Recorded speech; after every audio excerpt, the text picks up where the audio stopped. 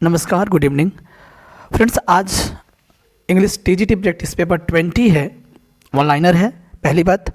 और आपको बता दें 125 क्वेश्चंस का संग्रह है, इंपॉर्टेंट क्वेश्चंस हैं। आपको बता दें सबसे पहले आज मैंने लिटरेरी टर्म्स एंड फॉर्म्स को डाला है, फिर आपका William Shakespeare, John Milton, William Wordsworth, John Galsworthy, after that history of English literature, यानी टोटल 125 क्वेश्चंस हैं। पूरा अंत तक देखिएगा, लाइक शेयर करना मत भूलिएगा। शुरू करते हैं आज को TGT practice paper 20। Question number 1 फटाफट।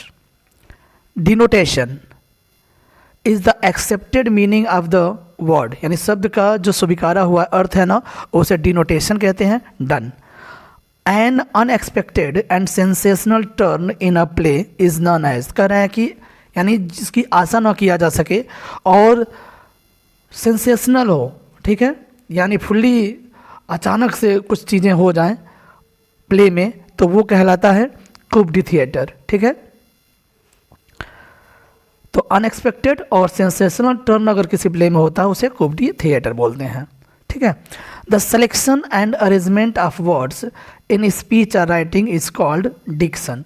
तो डिक्शन का मतलब ध्यान रखिएगा, कह रहा है कि शब्दों का प्रबंध करना या उसका सिलेक्शन चुनाव करना किसी स्पीच या राइटिंग में, वो डिक्शन कहलाता है। डन। टू रिटेन और स्पोकन वॉवेल्स, ठीक, कह रहा है कि लिखा गया है हो या बोला गया हो vowels, pronounce in a one syllable is called diphthong. Diphthong पूछ रहा है तो आपको बताते हैं, एग्जांपल के तौर पे मैं बता दूंगा। अगर डे लिखा गया है ना, तो डे में आपको बताते हैं ई और आई जो सिंबॉलिक लेटर्स हैं ये डिप्थोंग कहलाएंगे। अर्थात डे में दो वॉवेल्स हैं का मिलावट कह सकते हैं, एक तरह से जुड़ाव है दोनों का, यानी एक साथ दो वावेल आए हैं उसे डिप्थोंग कहते हैं। जैसे डे में ई और आई आ रहा है, जैसे अगर माई है, ठीक है, तो माई में ए और आई वावेल एक साथ दिखाई देंगे। ठीक है, माई तो एम ए आई माई, तो समझ में आ रहा है ना, तो ये दो वावेल एक साथ दिखाई देना वही डिप्थोंग कहलाता है। That's all. आगे बढ़ते हैं। ए सॉन्ग और हिम ऑफ मॉर्निंग कंपोज्ड और performed as a memorial to dead person, तो उसे डर्ज बोलते हैं, जिसे हम शोक गीत के नाम से जानते हैं। क्या है यह? शोक गीत होता है डर्ज। एलजी से थोड़ा भिन्न होता है, एक गीत होता है स्पेशली मॉर्निंग मतलब शोक में, कंपोज्ड और performed as a memorial to dead person, उस मरे हुए व्यक्ति के याद में परफॉर्म किया जा रहा हो या कुछ लिखा जा रहा हो, वो डर्ज कहलाता है, जिसे हम शोक गीत के नाम से जानते हैं। A comic verse of irregular measure, यानी इरेगुलर रिदम में होता है, कोई रेगुलर मीटर नहीं इसका होता है। कॉमिक होता है, बेतुका बोल सकते हैं, या इसे हम कविता भी कह सकते हैं, डोगरेल कहलाता है। ठीक है। A short descriptive poem of a rural or pastoral life, तो कह रहे हैं कि ये तो पूरी तरीके से ए आर नहीं ओ आर है, कह रहे हैं कि पूरा ग्रामीण परिवेश हो, पेस्टोरल लाइफ हो, वैसे पोयम को हम इकोलॉग बोलते हैं। ठीक है ना, eclogue. A quotation at the beginning of some pieces of writing that is called epigraph. Epitaph नहीं है, एपिग्राफ है। तो आपको बता दें इसे हम बोलते हैं सुक्ति कह सकते हैं, यानी जो किसी राइटिंग का जो स्टार्टिंग का कुछ पॉइंट्स होता है ना, स्टार्टिंग का जो सम पीसेस ऑफ राइटिंग होता है, उसे उस कोटेशन को हम एपिग्राफ बोलते हैं। जैसे अगर हम एक बात बता देते हैं आपको, एक लाइन है, liars I suppose where children once, ये चासलैम की लाइन है कि लायर्स जो है, मैं मानता हूँ कभी बच्चे रहे होंगे, चासलैम की लाइन है। तो ये जो लाइन है शुरुआत का किसी राइटिंग का, तो वही एपिग्राफ कहलाता है। चलिए बात एपिग्राफ का है तो एपिटॉफ भी देख लेते हैं, क्योंकि मन में तो आ ही जाता है। Inscription on a tombstone or monument in the memory of the person buried there, epitaph कहलाते हैं, यानी जहाँ पर मरा हुआ व्यक्ति दफनाया जाता है वहाँ पर पत्थरों पर लिखा हुआ जो लेटर्स होते हैं या इंस्क्रिप्शन होता है, वो एपिटॉफ कहलाता है। नेक्स्ट, ए सॉन्ग और poem in honour of marriage is none epithalamium, तो कह रहे हैं कि शादी के सम्मान में गाया हुआ गीत, जिसे हम विवाह गीत कह सकते हैं, उसे इंग्लिश लिटरेचर में एपिथैलेमियम कहा जाता है। आगे कह रहा है कि एनी एग्रीएबल, यानी कोई भी सहमति वाला जो साउंड्स है जिसे हम स्वीकार कर सकें, सहन कर सकें, सुन सकें, कह रहे हैं कि प्लीजिंग हो या हारमोनियस हो, यानी प्लीजिंग मैंने प्रसन्नता देने वाला साउंड हो, और हारमोनियस मतलब होता है बिल्कुल सौहार्दपूर्ण, मतलब कानों को मीठा लगे ऐसा, वो यूफोनी कहलाता है, ठीक है। और जहाँ यूफोनी आता है वहाँ काकोफोनी भी होता है। काकोफोनी का मतलब कर्कश आवाज़ होता है और यूफोनी का मतलब होता है मधुर आवाज़। A comedy characterized by broad satire and improbable situation is called farce. तो कह रहे हैं कि एक ऐसा कॉमेडी जो बहुत ही एक विस्तृत रूप में सटायरिकल हो, ठीक है, तो वो ऐसे सिचुएशन में हो उसे हम फार्स कहते हैं। और फार्स का हिंदी होता है फ्रेंड्स तमाशा या मजाक टाइप का कुछ ऐसा, ठीक है, उसे फार्स बोलते हैं। Unrhymed words without a consistent metrical pattern, तो कह रहा है कि अनराइम्ड वर्ड्स अगर हो कहीं तो समझ लीजिए उसे हम फ्री वर्ड्स भी बोलते हैं, जिसे वर्ड्स लिब्रा भी बोलते हैं, ठीक है, वर्ड्स लिब्रा भी बोलते हैं, ध्यान रखिएगा। फ्री वर्ड्स को वर्ड्स लिब्रा भी बोलते हैं। आगे बढ़े। An error in judgement caused by ignorance और सडन वीकनेस, कह रहा है कि किसी भी अचानक से कमजोरी के द्वारा या किसी अज्ञानता के द्वारा निर्णय में कुछ गलतियां आ जाती हैं तो उसे हमर्सिया कहते हैं। और हमर्सिया का हिंदी होता है फ्रेंड्स निर्णय भ्रांति, यानी जो हम फैसला सुना रहे हैं उसमें कोई गलती हो जाए उसे हमर्सिया कहते हैं। Two words are pronounced and spelled the same way but have different meaning, कह रहे हैं कि दो ऐसे शब्द हों जिसका प्रोनाउंसिएशन सेम हो, स्पेलिंग भी सेम हो, लेकिन अर्थ क्या हो, अलग हो, तो उसे होमोनीम बोलते हैं, ठीक है, होमोनीम। जैसे अगर मैं बात करता हूँ, अगर फेयर मैं बोलूँ और दो फेयर हो गया, ठीक है, same spelling same pronunciation, fair fair, तो एक का मतलब मेला होता है, एक का मतलब सुंदर होता है। तो फेयर माने मेला, फेयर माने सुंदर, तो ध्यान रखिएगा इसको हम क्या बोलेंगे, हेमोनीम बोलेंगे। लेकिन सेम प्रोनाउंस हो लेकिन स्पेलिंग अलग हो, अर्थ अलग हो, तो वो होमोफोन्स होता है। क्या होता है, वह होमोफोन्स होता है, ध्यान रखिएगा, होमोफोन्स, ठीक है। जैसे अगर मैं यही एग्जाम्पल के तौर पर दिखा दूं, तो अगर मैं बोलूं कि फेयर और फेयर, ठीक है, फेयर या फे आ रही है, तो ये फेयर मतलब सुंदर या मेला, और फेयर का मतलब किराया या भाड़ा, तो समझ लीजिएगा ए होमोफोन्स हो जाएगा। लेकिन सेम प्रोनाउंस्ड हो और सेम स्पेल्ड हो तो श्योर है कि वो होमोनीम कहलाता है। That's all. बढ़ते हैं आगे।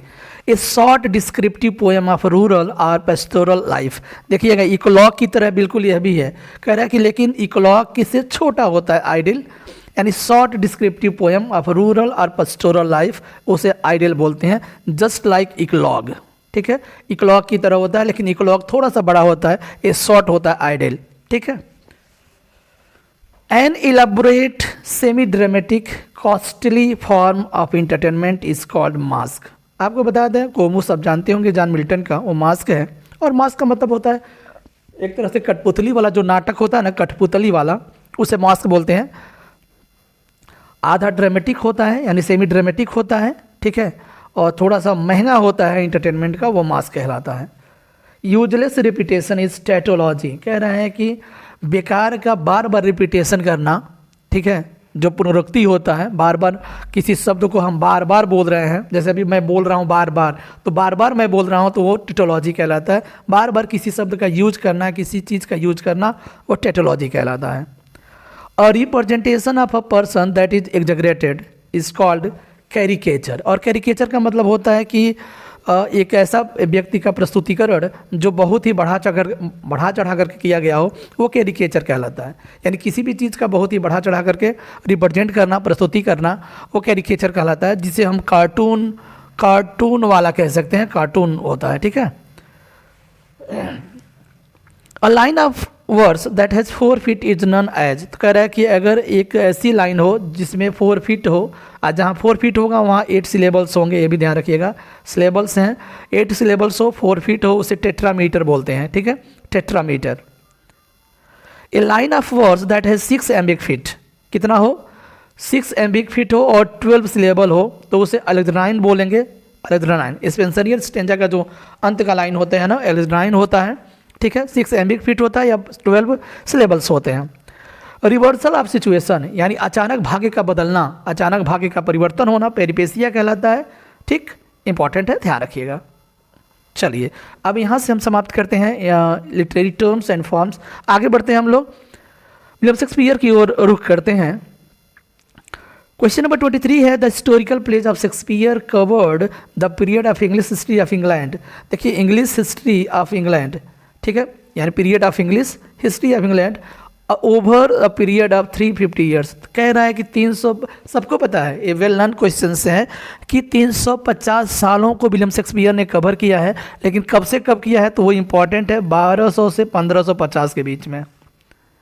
यानी इंग्लैंड, हिस्ट्री ऑफ इंग्लैंड की अगर बात करते हैं तो 1200 से लेकर के 1550 के बीच में जितने भी राजा थे उन पर, या जो हिस्टोरिकल स्पेशली प्लेस हैं वह इन्हीं पर बेस्ड है। इनका शेक्सपियर का जितने भी प्लेस हैं इन्हीं पर बेस्ड है, इसीलिए बोला गया 350 साल को उसने कवर किया है, यानी वो 1200 से लेकर के 1550 के बीच में। डन। पढ़ते हैं नेक्स्ट क्वेश्चन की ओर। This place cover the 5 generation. अब देखिए मैं इसी को, इसके लिए बस मैं इस क्वेश्चन को यहाँ इंक्लूड किया हूँ। कितने जनरेशन को उन्होंने कवर करने की कोशिश किया है, तो कह रहा है कि दिस प्लेस कवर 5 जनरेशन, 5 पीढ़ियों को यह कवर करता है। इतने ड्रामाज, तो हिस्टोरिकल ड्रामा कितने हैं? 10 हैं। कह रहा है कि मेडिवल पावर ऑफ स्ट्रगल्स, कह रहा है कि मध्यकालीन जो शक्ति और संघर्ष की कहानी रही है वो 5 जनरेशन्स में कवर किया गया है विलियम शेक्सपियर के द्वारा। In King John Richard Second Henry Sixth he presents the weakness of English kings. देखिए क्या दिखाया है उन्होंने, इंग्लिश किंग्स के वीकनेस को दिखाया है। 3 ड्रामा, ये स्पेशली किंग जॉन है, रिचर्ड सेकेंड है और हेनरी सिक्स्थ है। हेनरी सिक्स्थ में 1, 2, 3 पार्ट्स हैं, ध्यान रखिएगा। तो ये वीकनेस दिखाया है इंग्लिश किंग्स के बारे में। In Henry Fourth, Henry Fifth and Richard Third he presents the kingly strength. और इन ड्रामाज में Henry Fourth, Henry Fifth and Richard Third जो है, इसमें राजाओं की मजबूती को दिखाया गया है, तो इसको भी ध्यान रखिएगा। 2025 में किस तरह के क्वेश्चंस आएंगे किसी को नहीं पता, इसलिए हम सघनता और गहनता से पढ़ेंगे। Sonnet number 99 has 50 lines in place of 14 lines. ये देखिए गड़बड़ है, 140 होगा, हाँ 14, यानी 14 लाइन के स्थान पर कितना लाइन है? 15 लाइन है। वो सोनेट नंबर क्या है? 99। Sonnet number 99 has 50 lines in place of 14 lines. Done, इसको भी ध्यान में रखिएगा। Sonnet number 126 does not confirm rhyming scheme. ये क्यों स्पेशल हो जाता है? तो कह रहे हैं कि सोनेट नंबर 126 जो है ना, इसका कन्फर्म कोई राइमिंग स्कीम नहीं है। ये देखिए सॉलिड लिखा हुआ है, गजब का मिस्टेक है। सोनेट होगा, sonnet number 145 is the only sonnet that is written in iambic tetrameter. और टेट्रामीटर मैंने अभी हाल ही में बताया, एक ऐसी लाइन जिसमें 4 फीट हो या 8 सिलेबल हो, दैट इज कॉल्ड टेट्रामीटर। ठीक है, यानी एम्बिक टेट्रामीटर में लिखा गया है 145 नंबर का sonnet. T.S. Eliot has used the tone of the sonnet number 29 in his poem As Wednesday। ध्यान रखिएगा, T.S. Eliot ने सोनेट नंबर 29 का जो टोन है उसने प्रयोग किया है किसमें? एक उनका पोएम है एज वेडनेसडे, 1930 में आया था बाई T.S. Eliot। ठीक, ये भी इंपॉर्टेंट है, ध्यान रखिएगा, अंत तक जरूर देखिएगा video. Sonnet number 138 is the sonnet that also appears in the Passionate Pilgrim 1599 published by William Jaggard। तो कह रहा है कि 138 नंबर का जो सोनेट है फ्रेंड्स, वो उनकी पोयम पैशनेट पिलग्रिम जो 1599 में आया था, ऑलरेडी पब्लिश हो चुका है विलियम जगार्ड के द्वारा। पैशनेट पिलग्रिम में sonnet number 138, when my love swears, यही है लाइन, जब मेरा जो प्यार है ना कसम खाता है। तो आगे मैं बात करने वाला हूँ, आगे बढ़ते हैं। Love is blind and lovers can not see the pretty follies that themselves commit. कह रहा है कि प्यार अंधा होता है और जो लवर्स होते हैं ना उनको दिखाई नहीं देता है, सुंदर सुंदर जो मूर्खतापूर्ण काम करते हैं उनको वो दिखाई नहीं दे सकता है। तो लव इज़ ब्लाइंड पर्सनिफिकेशन है इसमें। अगर फिगर ऑफ स्पीच की बात करते हैं, लिया गया द मर्चेंट ऑफ वेनिस से। मर्चेंट ऑफ वेनिस की अगर बात करते हैं फ्रेंड, तो 1595 से लेकर के 98 के बीच में लिखा गया है। ठीक है, ये लाइन बोला गया है जेसिका के द्वारा, और जेसिका कौन है? साइलॉक की बेटी होती है जेसिका। लॉरेंजो जो है लेकर के इसको भाग जाता है। लॉरेंजो क्रिश्चियन रहता है, बल्कि ज्यू रहता है साइलॉक। ये अगर लाइन की अगर बात करते हैं तो एक्ट 2 सीन 4 से लिया गया है। एक्ट 2 सीन 4 में यह लाइन है, ध्यान रखिएगा। बढ़ते हैं नेक्स्ट क्वेश्चन की ओर। All true lovers are unstaid and skittish in all motions else. Line ध्यान रखिएगा, all true lovers are unstaid and skittish. जो सच्चे प्रेमी होते हैं ना फ्रेंड्स, वो अस्थिर और चुस्त होते हैं इन ऑल मोशंस, यानी सभी प्रकार के मोशंस में। ये 12th लाइन की लाइन है, 12th नाइट की लाइन है, और सीनों का स्टेटमेंट है। यह भी एक्ट 2 सीन 4 से लिया गया है। यह लाइन जो है सीन 4 एक्ट 2 में से लिया गया है। All true lovers are unstaid and skittish. ध्यान रखिएगा, 12th night. Women are as roses. महिलाएं कैसी हैं? गुलाब की तरह हैं। Whose fair flower being once displayed doth fall that very hour. 12th night की लाइन है और सीनों ने यह लाइन को बोला है। ध्यान रखिएगा, women are as roses whose fair flower, जिसके जो सुंदर फूल होते हैं, बीइंग वंस डिस्प्ले, एक बार दिखाई देते हैं लेकिन प्रत्येक घंटे ऐसे होता है कि मानो गिरते नजर आ रहे हों। Love thoughts lie rich when canopied bowers. ये भी लाइन इंपॉर्टेंट है। Love thoughts lie rich when canopied bowers, ये लाइन बोला गया है और सीनों के द्वारा 12th नाइट से लाइन लिया गया है। 12th नाइट भी लिखा गया था 1601 और 1602 के आसपास में। एक इंपॉर्टेंट कॉमेडी है विलियम शेक्सपियर का। Portia the merchant of Venice, यानी ये पोर्सिया कौन है? मर्चेंट ऑफ वेनिस की जो कैरेक्टर है वो है। बिलोंग्स टू बेलमोंट, कहाँ से बिलोंग करती है? बेलमोंट से बिलोंग करती है। Lorenzo in love with Jessica, यही है लोरेंजो जो जेसिका के प्यार में पड़ा हुआ है और लेकर के भग जाता है, और जेसिका साइलॉक की बेटी रहती है इन मर्चेंट ऑफ वेनिस। 38 की बात करते हैं, 38 और सोनेट नंबर 138 की बात करते हैं। When my love swears that she is made of truth, जब मेरा प्यार कसम खाता है तो मानो ऐसे लगता कि वह सत्य से बना हो। यह लाइन है सोनेट नंबर 138 का।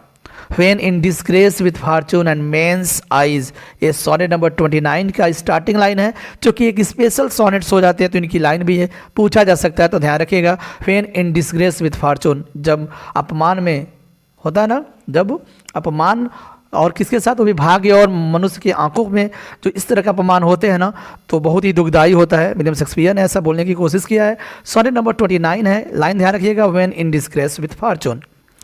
फोलियोज ऑफ शेक्सपियर की बात कर लेते हैं। फर्स्ट फोलियो आया था 1623 में, सेकेंड आया था 1632 में, थर्ड आया था 1663 में, और फोर आया था 1685। तो फोलियो को ध्यान में रखिएगा, इंपॉर्टेंट है। Who is the author of the book Shakespeare's fight with the periods, ये इंपॉर्टेंट बुक है। Shakespeare's fight with the periods, A.W. Pollard ने लिखा है इस बुक को, क्रिटिकल बुक है on Shakespeare. Who claimed that Shakespeare died a papist. अच्छा देखिए, पेपिस्ट का मतलब पोप के समर्थक, यानी शेक्सपियर मरे किस तरीके से? पोप के समर्थक के रूप में। तो कह रहे हैं शेक्सपियर डाइड ए पेपिस्ट, इन्होंने क्लेम किया है, वो है रिचार्ड डेविस, एक क्लेर्जीमैन थे, ठीक है, Richard Davies. Who call Shakespeare a drunken savage with some imagination, इन्होंने बड़ा ही कटाक्ष किया शेक्सपियर पर। ये है वोल्टेयर, वोल्टेयर की लाइन है, उन्होंने ड्रंकन सेवेज बोला था, यानी पियक्कड़ असभ्य बोला था विलियम शेक्सपियर को वोल्टेयर ने। In 2007 Alyque Padamsee presented one of the Shakespeare plays. तो ध्यान रखिएगा, 2007 में एलिक पद्मसी ने एक विलियम शेक्सपियर का ड्रामा प्रेजेंट किया था, वो ड्रामा है मैकबेथ, ठीक है, मैकबेथ। विद दिस की, ये लाइन ध्यान रखिएगा, वर्ड्सवर्थ की लाइन है। विद दिस की बोले तो sonnet, Shakespeare unlock his heart, ठीक है, उन्होंने अपने दिल को खोले थे। विलियम वर्ड्सवर्थ ने बोला है स्कॉट नॉट दिस सोनेट में, ठीक है, स्कॉट नॉट दिस सोनेट में विलियम वर्ड्सवर्थ ने बोला है विलियम शेक्सपियर के बारे में। विथ दिस की यानी sonnet Shakespeare unlock his heart. लेकिन रॉबर्ट ब्राउनिंग ने उसी बात को पुनः लिखा है, कैसे? देखिए, विथ दिस सेम की मतलब उसी सोनेट के साथ, Shakespeare unlock his heart once more, Shakespeare unlock his heart once more, same और वंस मोर ऐड हुआ है। ये रॉबर्ट ब्राउनिंग ने अपने पोयम हाउस में बोला है, इनका वर्क है हाउस, उसमें इन्होंने बोला है रॉबर्ट ब्राउनिंग ने कि with this same key Shakespeare unlock his heart once more. और उन्होंने क्या बोला था? With this key Shakespeare unlock his heart. तो वर्ड्सवर्थ और ब्राउनिंग में ध्यान रखिएगा, चलिए बढ़ते हैं नेक्स्ट क्वेश्चन की ओर। नेक्स्ट क्वेश्चन है who called Shakespeare mellifluous Shakespeare. Mellifluous मतलब होता है शहद वाला, एकदम मीठा। शेक्सपियर किसने बोला था? हु एन्चेंटिंग, जो बहुत ही लुभाता हो। थॉमस हेवुड की लाइन है शेक्सपियर के बारे में, इन्होंने बोला है Thomas Heywood mellifluous Shakespeare. The night is long, रात क्या है? लंबी है। That never finds the day, वो कभी दिन को नहीं पा पाता है। This is uttered by Malcolm, और मेलकॉम बोला किसमें का कैरेक्टर है? मैकबेथ का। ये मैकबेथ से लिया गया लाइन है, मेलकॉम के द्वारा बोला गया है। लाइन एक बार और पुनः सुन लीजिए। The night is long that never finds the day, important line हो सकता है मैकबेथ से। लव शॉट इज गुड, यानी ऐसा प्रेम जो मांगा गया हो वो अच्छा है, बट गिवन अनशॉट इज बेटर, लेकिन जो बिना मांगा गया प्रेम होता है ना उससे भी बेहतर होता है। This is uttered by Olivia, ठीक है, ओलिविया के द्वारा बोला गया है। टू हुम डज सी अटर, तो वो बोली है वैला से, यानी ओलिविया जो है फ्रेंड्स वैला से बोलती है कि जो मांगा गया प्रेम है ना वो अच्छा है, लेकिन बिना मांगा गया जो प्रेम होता है वो उससे भी अच्छा होता है। All that glitters is not gold, सभी चमकने वाली वस्तुएं सोना नहीं होती। यह लाइन लिया गया द मर्चेंट ऑफ वेनिस से, the merchant of Venice. The triumph of virtue, देखिए फ्रेंड्स यहाँ जो क्वेश्चन नंबर 50 है ये विलियम शेक्सपियर यहाँ समाप्त होता है। अब हम लोग चलते हैं जॉन मिल्टन के बारे में, ठीक है। कह रहे द ट्रम्प ऑफ वर्चू, याद आ रहा है? The triumph of virtue Comus का सबटाइटल है, किसका?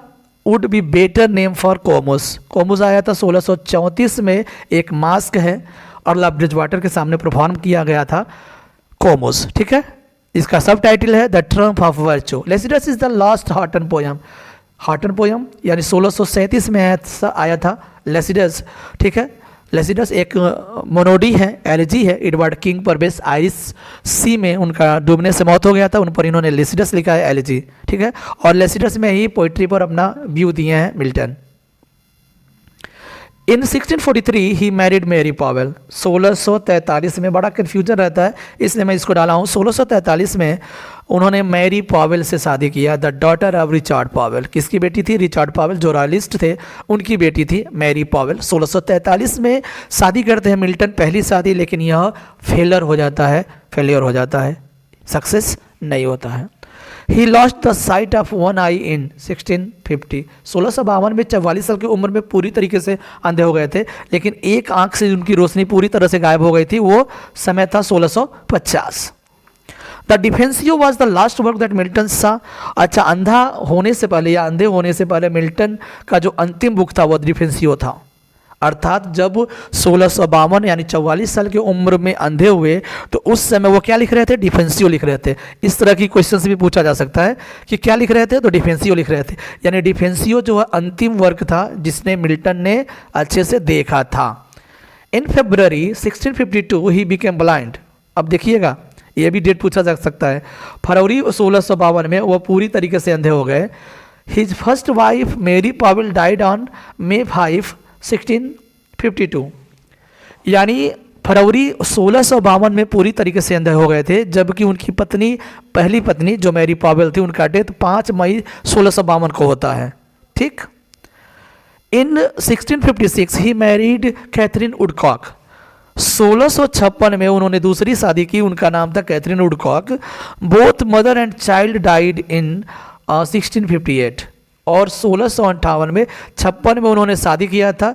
1658 में उनकी पत्नी वुडकॉक और उनके बच्चे दोनों एक साथ मर गए 1658 में। देखिए कितना बड़ा tragedy. For the third time 1663 the poet married Elizabeth Minshull. लगभग 30 साल इनसे छोटी थी एलिजाबेथ मिंसूल, ठीक है। 1663 में इन्होंने तीसरी शादी करते हैं। थॉमस एलवुड सजेशन, एक सजेशन था, सजेशन सुन लीजिए। But what has thou to say a paradise found.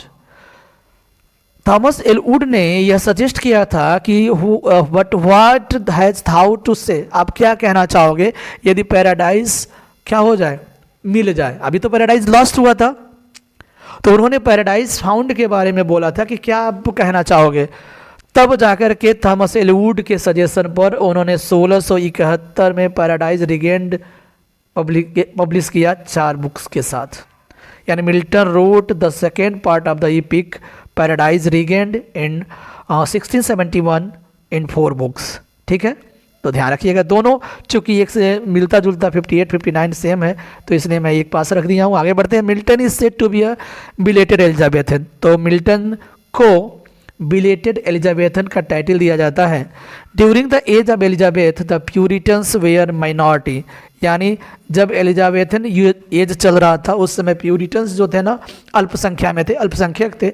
Elizabethan की अगर बात करते हैं तो 1558 से लेकर के 1603 तक था एलिजाबेथन एज। ठीक है, बढ़ते हैं आगे। In an international Congress of poets Milton and Shakespeare would represent the English nation who said. Mark petition का ये एक लाइन है, कह रहे हैं कि इंटरनेशनल कांग्रेस ऑफ पोएट्स में मिल्टन और शेक्सपियर जो क्या करेंगे, इंग्लिश नेशन को यानी इंग्लैंड को रिप्रेजेंट करेंगे। कौन कौन? तो मिल्टन और शेक्सपियर। यह लाइन किसने बोला है? मार्क पेटिसन ने बोला है। इंपॉर्टेंट लाइन है। Which doctrine is found in Paradise Lost. अच्छा, कौन सा सिद्धांत है जो पैराडाइज लास्ट में पाया जाता है? वो है फ्रीडम ऑफ विल। क्या है? फ्रीडम ऑफ विल जो डॉक्ट्राइन है वो पैराडाइज लास्ट में पाया जाता है। 1658 से शुरू हुआ था और फाइनली 1667 में पब्लिश होता है paradise lost. Solitude sometimes is the best society. अकेलापन जो है कभी कभी समाज का सबसे बेहतर समाज होता है, अकेलापन। ये पैराडाइज लॉस्ट बुक 9th से लिया गया है, मिल्टन के द्वारा बोला गया है, ध्यान रखिएगा। तब मिल्टन ने लिखा इस लाइन को। It is surely the simple fact, यह निश्चित ही एक साधारण कथन है कि if paradise lost exist for any figure that is Saturn. कह रहा है कि कोई व्यक्ति अगर मौजूद है, किसी व्यक्ति के लिए पैराडाइज लॉस्ट है, तो वो व्यक्ति कौन है? सैटर्न है। ठीक है, सैटर्न है। यल ए क्रॉम्बी ने यह लाइन को बोला है, यल ए क्रॉम्बी। यानी यह निश्चित रूप से यह साधारण फैक्ट है कि पैराडाइज लॉस्ट अगर मौजूद है किसी व्यक्ति के कारण, तो वह कौन है? सैटर्न है। यह ले क्रॉम्बी ने बोला है।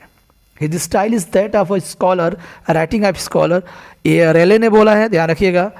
हिज स्टाइल, किसकी स्टाइल? ग्रैंड स्टाइल, यानी मिल्टन की ग्रैंड स्टाइल के बारे में बात कर रहे हैं। दैट इज अ स्कॉलर, क्या है? एक विद्वान का स्टाइल है, राइटिंग ऑफ स्कॉलर। रेले के द्वारा बोला गया है, इंपॉर्टेंट है। सैटन्स फॉर्म पहले टोड का रूप धारण करता है, फिर एंजल का और फिर कॉर्मोरेंट का। कॉर्मोरेंट समझ रहे हैं ना? जल का, यानी ऐसा कौवा जो पानी में रहता है। तो सैटन्स का जो रूप है टोड है, एंजल है और कॉर्मोरेंट है। डन। बढ़ते हैं नेक्स्ट क्वेश्चन की ओर। Who wrote History of Britain. तो हिस्ट्री ऑफ ब्रिटेन हमें लग रहा है कि ये पब्लिश हुआ था 1670 में मिल्टन के द्वारा। ठीक है, history of Britain. Sweet echo song, sweet echo song आया है कोमुस में। कोमुस कब आया था? 1634 में। Done. An epic on Milton, किसने लिखा है? An epic on Milton, Milton ने, Milton. An epic on Milton किसने लिखा है? विलियम ब्लैक ने लिखा है। ठीक है, विलियम ब्लैक ने। वर्ड्सवर्थ टीचर विलियम टेलर कौन थे? अब देखिएगा यहाँ से 70 तक, मैंने इसीलिए स्पेस छोड़ा इतना। 71 से वर्ड्सवर्थ की हम बात करने वाले हैं। Wordsworth teacher William Taylor. William Taylor inspired him to compose poems. उन्होंने इंस्पायर किया गया था कि क्या करो, आप पोएम लिखो। The Excursion which Wordsworth started writing in 1802 was published in 1840। देखिए, एक्सक्यूर्सन जो है रेक्लूस का एक हिस्सा था। एक चीज़ लिखा गया था 1802 में, पब्लिश होता है फाइनली 1814 में। Wordsworth commenced the prelude in 1799 and finished 1805। तो कह रहा है कमेंस मैंने होता शुरू किए थे कब? द प्रील्यूड को 1799 में शुरू किए थे, फाइनली 1805 में कंप्लीट होता है। प्रील्यूड समझ रहा ना, ऑटोबायोग्राफिकल पोएम है इनका, और पोएम टू कॉलरीज के नाम से जाना जाता था। और फाइनली 1850 में after death of William Wordsworth publish होता है, और इनकी पत्नी मैरी हचिंसन के द्वारा इसका टाइटल दिया जाता है द प्रील्यूड 1850 में। The world is too much with us written in 1806 but published in 1807। ये मटेरियलिज्म को इसमें नकारा गया है। ठीक है, the world is too much with us written in 1806, यानी 1806 में लिखा गया, जबकि 1807 में पब्लिश होता है finally. Who criticise Wordsworth theory of poetry and poetic diction. तो देखिए, पोइट्री थियरी ऑफ पोएट्री यानी विलियम वर्ड्सवर्थ के थियरी ऑफ पोएट्री और पोएटिक डिक्शन को किसने क्रिटिसाइज किया, वह कॉलरिज। और किस बुक में, तो बायोग्राफिया लिटरेरिया जो 1817 में पब्लिश होता है, बायोग्राफिया लिटरेरिया, उसमें इन्होंने वर्ड्सवर्थ के थियरी ऑफ पोएट्री और पोएटिक डिक्शन को क्रिटिसाइज किया है। द फ्रेज एविडेंट रिकम्पेंस का मतलब ये कह रहा है कि इसका मतलब होता है प्रचुर प्रतिफल। क्या है प्रचुर प्रतिफल? जो फ्रेज है वो टिंटन एबी से निकला है, ध्यान रखिएगा। 1793 में फर्स्ट टाइम जाते हैं और 1798 में सेकेंड टाइम जाते हैं। इंपॉर्टेंट है Tintern Abbey by Wordsworth. I can't paint, मैं इसे चित्रित नहीं कर सकता जब मैं था तो उस समय मैं इसे चित्रित नहीं कर सकता था। यह भी टिंटन एबी से लिया गया लाइन है। I can not paint what then I was, यानी जब ये लगभग ये बात कर रहे हैं 1798 में पहुँचे थे, तब यह बात बोले होंगे जो 1793 में देखे थे, तो उस समय यह देख करके बोले होंगे कि 1793 में जब मैं आया था तो मैं इसको पेंट नहीं कर सकता था, अर्थात चित्रित नहीं कर सकता था। The world is too much with us is a Petrarchan sonnet. देखिए कौन सा सोनेट है, पेट्रोर्कन सोनेट है।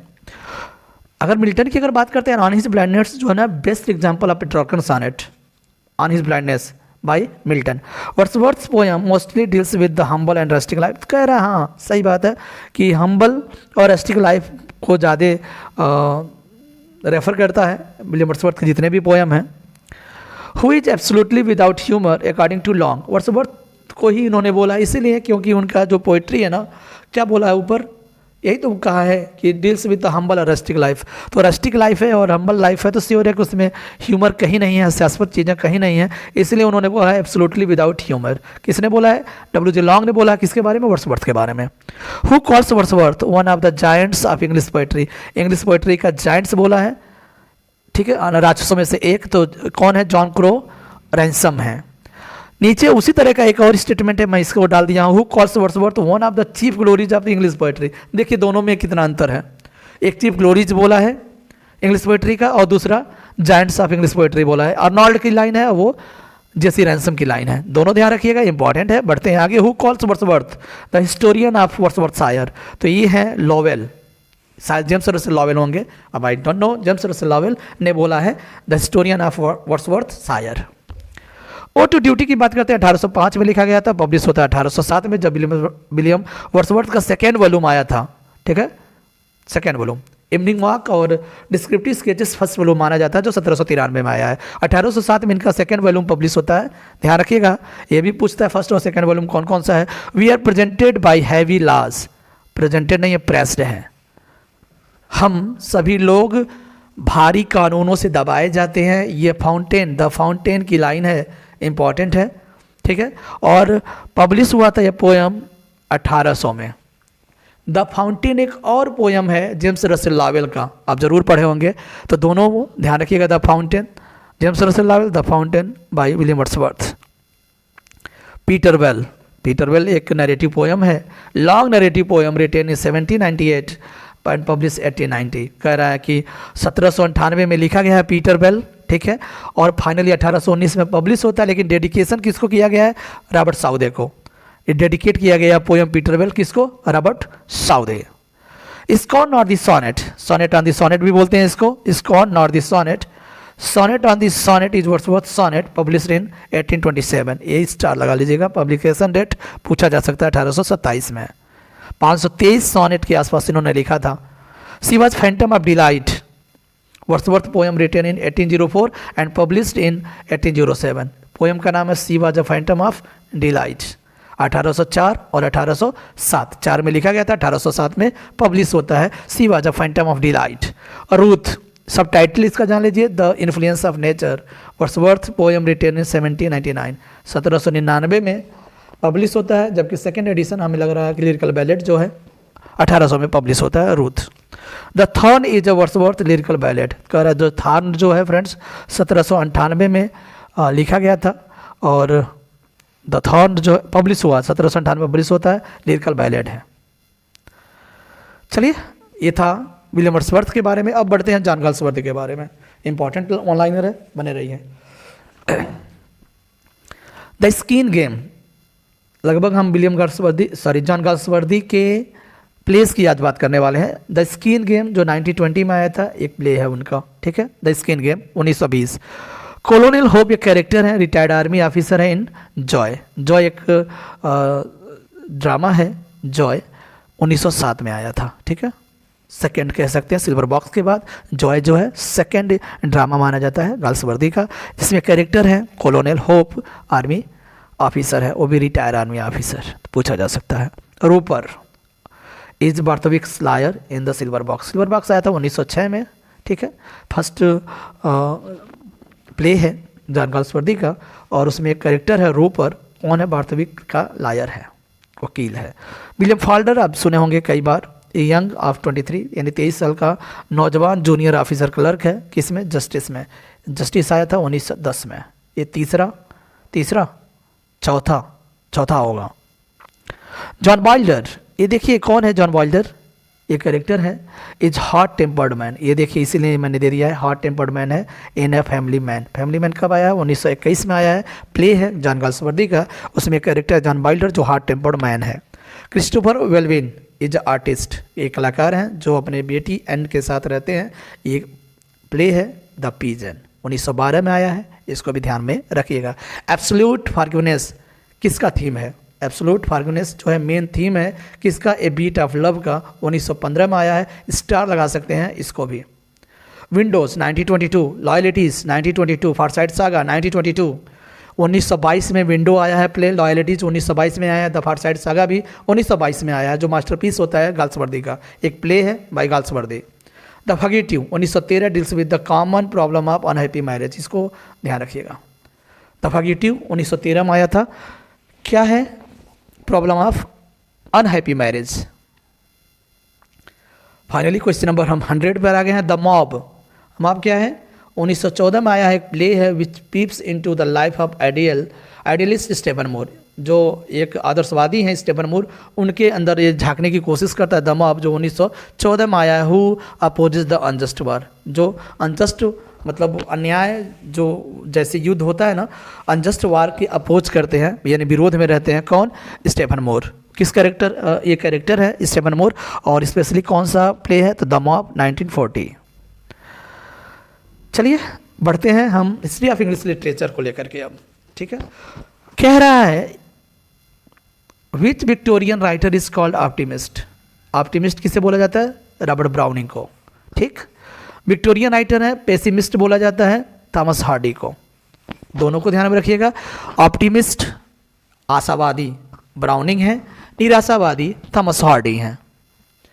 कैच 22 ध्यान रखिएगा, एक सैटारिकल नॉवेल है कैच 22, ये पूछा जा सकता है इस बार।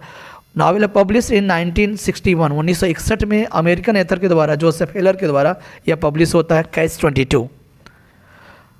मैजिक रियलिज्म क्या होता है? तो मैजिक रियलिज्म जो है friends 20th century style of fiction and literary genre है, ठीक है। एक लिटरेरी जेनरा है मैजिक रियलिज्म, और 20th century style of fiction, यानी फिक्शन का 20वीं शताब्दी का स्टाइल है, शैली है magic realism.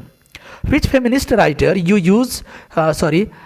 Used style of inferior monologue, which feminist writer, ये नहीं होगा, use style of interior monologue. Interior monologue किसने यूज़ किया? वर्जीनिया वुल्फ है, ठीक है।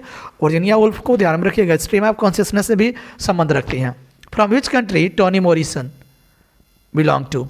अमेरिका। तो टोनी मॉरिसन को ध्यान रखिएगा, कहाँ से थे? अमेरिका से थे। Who became the first non European writer who won the Nobel prize. अच्छा, नॉन यूरोपियन राइटर कौन है जिन्होंने नोबेल प्राइज जीता था? वो है आर्यन टैगोर, 1913 में। 1913 में इनको मिला था क्या? साहित्य का Nobel prize. Who started epic theatre, किसने एपिक थिएटर शुरू किया था? वो है बर्टोल्ट ब्रेच, कह सकते हैं बर्टोल्ट ब्रेस, ठीक है। एपिक थिएटर इन्होंने शुरुआत किया था। What is the goal of epic theatre? अच्छा, लक्ष्य क्या है एपिक थिएटर का? लक्ष्य क्या है, उद्देश्य क्या है? तो audience is always aware of watching a play. कह रहा है कि ऑडियंस जो है, हमारे जो दर्शक हैं, वो हमेशा सतर्क रहें प्ले देखने के दौरान। तो एपिक थिएटर का इसका लक्ष्य है। Who wrote the play Waiting for Godot, एक इंपॉर्टेंट है, सैमुअल बेकेट के द्वारा लिखा गया एक प्ले है Waiting for Godot. In which play GB Shaw introduced his famous philosophy of life force. देखिएगा, फेमस फिलोसफी है लाइफ फोर्स, और किस में इन्होंने इंट्रोड्यूस किया है, वो मैन एंड सुपरमैन। ना मैन एंड सुपरमैन की अगर बात करते हैं फ्रेंड्स, तो 1903 में आया था, 3 में लिखा गया था man and superman, arms and the man and superman by GB Shaw. Which type of plays is type silver box and justice. अब देख लीजिए, स्ट्राइप, सिल्वर बॉक्स और जस्टिस। स्ट्राइप आया था 1909 में, सिल्वर बॉक्स आया था 1906 में, जस्टिस आया था 1910 में। किस प्रकार के प्ले हैं जॉन गाल्सवर्दी के द्वारा, तो वह है प्रॉब्लम प्ले की कैटेगरी में आएंगे। Who is known as the master of absurd plays, तो एब्सर्ड प्लेस के मास्टर कहलाते हैं Samuel Beckett. Whose plays are called anti romantic, किसके जो प्लेज हैं वो एंटी रोमांटिक कहलाते हैं, वो है जीबी सा। लेकिन पता नहीं एंटी रोमांटिक, लेकिन आर्म्स एंड द मैन में तो थोड़ा सा रोमांस है। Louka Bluntschli, Sergius Saranoff. Who is known as the master of drama of ideas. देखिए, master of drama of ideas कौन है, ड्रामा ऑफ आइडियाज के मास्टर कौन है, ये है GB Shaw. Who wrote the novel the Lord of the Flies, ये William Golding के द्वारा लिखा गया है। लॉर्ड ऑफ फ्लाइज की बात करते हैं 1954 में पब्लिश होता है, इंपॉर्टेंट नॉवेल है the Lord of the flies, William Golding. Who wrote the novel animal farm, George Orwell, नाम सुने होंगे। एनिमल फार्म 1945 में पब्लिश होता है जॉर्ज ऑरवेल के द्वारा। इरिक ब्लेयर, इनका ओरिजिनल नाम है जॉर्ज ऑरवेल, मोतिहारी, बिहार के मोतिहारी में पैदा हुए थे। हु रोट द नॉवेल यूलिसेस, ये देखिए नावल की हम बात कर रहे हैं। यूलिसेस एक पोयम भी है बाई टेनिसन के द्वारा लिखा गया एक यूलिसेस पोयम है जो 1842 में पब्लिश होता है, लेकिन यह यूलिसेस नावल है जो 1922 में पब्लिश होता है जेम्स जॉयस के द्वारा। Done. Who wrote the novel a passage to India, ये पैसेज टू इंडिया जो पब्लिश होता है 1924 में, ये फॉस्टर के द्वारा यानी एडवर्ड मॉर्गन फॉस्टर के द्वारा पब्लिश किया गया एक नॉवेल है, ए पैसेज टू इंडिया। आप बताइएगा ए पैसेज टू इंग्लैंड किसने लिखा है, ए पैसेज टू इंग्लैंड किसने लिखा है, जरूर कमेंट करिएगा। Who wrote point counter point, Aldous Huxley ने लिखा है, ठीक है, point counter point. Who believe that true love is matter of mind rather than body, D H Lawrence, Oedipus complex वाले डी एच लॉरेंस ने ऐसा विश्वास करते हैं कि जो सच्चा प्यार होता है ना वो मैटर करता है माइंड रेदर देन बॉडी, यानी बॉडी से ज़्यादा क्या मैटर करता है, माइंड मैटर करता है, सच्चे जो प्यार होता है, डी एच लॉरेंस का लाइन है। 122 की बात करते हैं। Who wrote the novel Middlemarch, George Eliot. Mill on the Floss पढ़े होंगे, मिलन द फ्लॉस के राइटर भी जॉर्ज इलियट हैं, मिडिल मार्च भी इन्होंने ही लिखा है। Who wrote the novel war and peace, 1869 में पब्लिश होता है, टॉलस्टॉय के द्वारा लिखा गया एक नॉवेल है War and Peace. Who coined the term beat generation, beat writer की बात नहीं है भाई साहब, बीट राइटर नहीं, बीट राइटर जो 1950 में लिखे गए लेखकों के द्वारा है एक ग्रुप बीट राइटर, ये बीट जनरेशन है, जैक किरोक के द्वारा क्वाइन किया गया टर्म है बीट जनरेशन, जैक किरोक। आज का अंतिम question, who was the most representative novelist of symbolism, symbolism के रिप्रेजेंटेटिव नॉवेलिस्ट किसे कहा जाता है, वो है पॉल एडम, फ्रेंच नॉवेलिस्ट हैं, ठीक है, पॉल एडम। ये रहा आज का TGT practice paper 20 one-liner. Thanks for watching the video, like और शेयर करना मत भूलिएगा, जाते जाते ज़रूर लाइक कर दीजिएगा, शेयर कर दीजिएगा अपने मित्रों के पास, और साथ ही साथ अगर चैनल से नहीं जुड़े हैं तो जुड़ जाइए। बढ़ते हैं नेक्स्ट वीडियो की ओर, बाय बाय, टेक केयर।